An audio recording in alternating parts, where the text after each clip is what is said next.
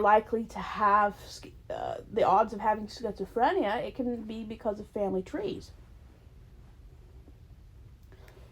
And I think the only time we ever talked about mental illness in school when I was homeschooled was that the majority of people who came over on the Mayflower, their ancestors had very famous chronic mental health disorders that ran through different families.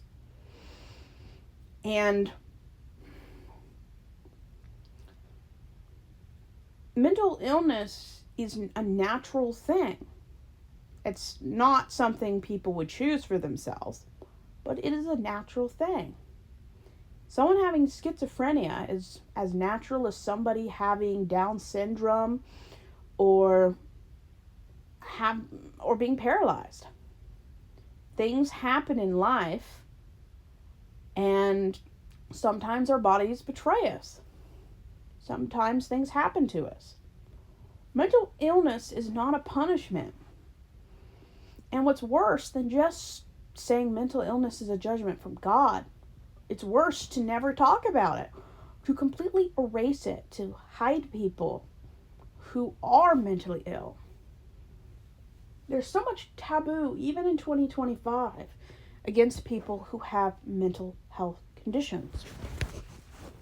There are still denominations in Christianity and in other world religions that still, in 2025, believe that epilepsy and someone having a fever or acting erratically, even Tourette syndrome, they believe is demonic possession. Demonic possession does not exist. There is no supernatural. People act or react based on bodily malfunctions or the body working the way it's supposed to. For educated people who look at someone acting in a way that isn't normal and calling it demonic possession is utter ridiculousness. Churches actively tell their members and teach ideologies that do not support people getting help from secular medicine. Many marital counseling and premarital and family and child therapy is Christian. The problem with this is some Christian counseling goes against the factual data based in psychology. And I'm not saying that psychology and psychiatry are 100% infallible, that they never make mistakes. Everybody makes mistakes. I'm saying there is more factual, scientific, and medically provable laws and factual data on the side of psychology than in the Bible. The Bible actually said that anyone who, well, not explicitly, but it is greatly implied, anyone who had a mental illness in the Bible were being judged. And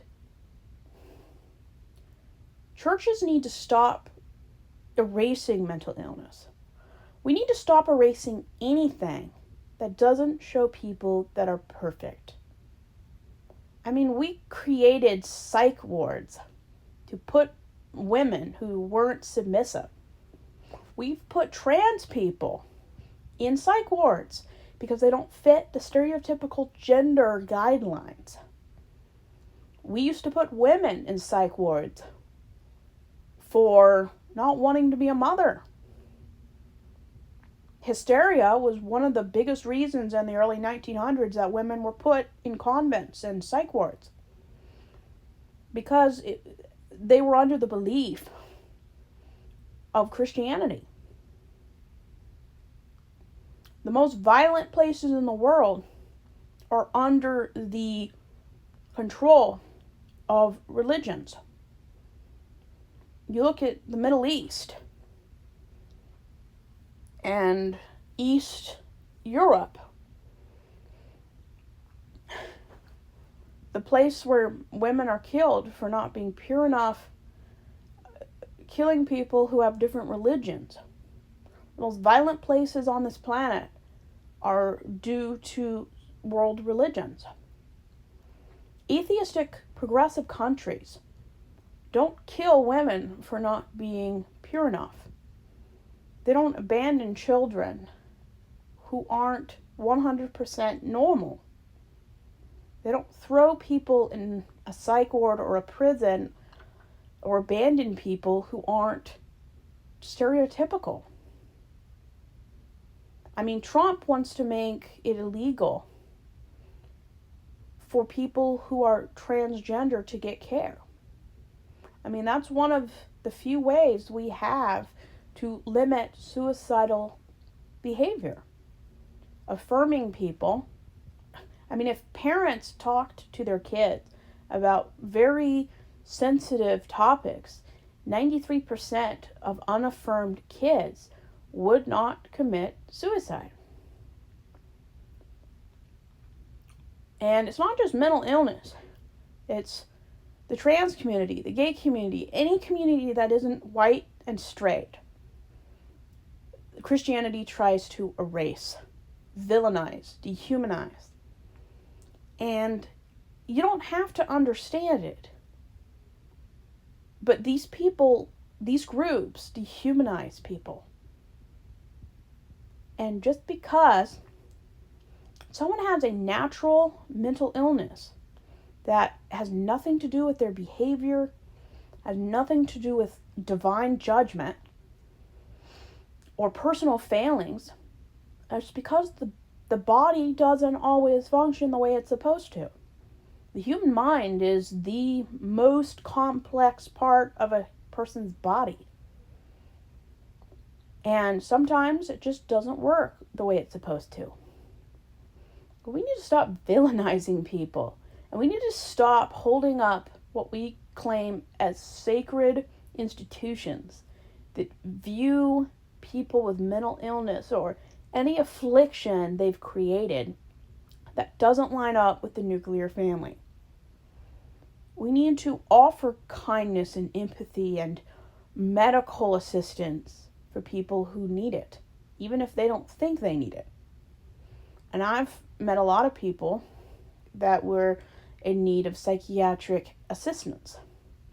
And I've provided them access and information to get help. You have to, being a therapist.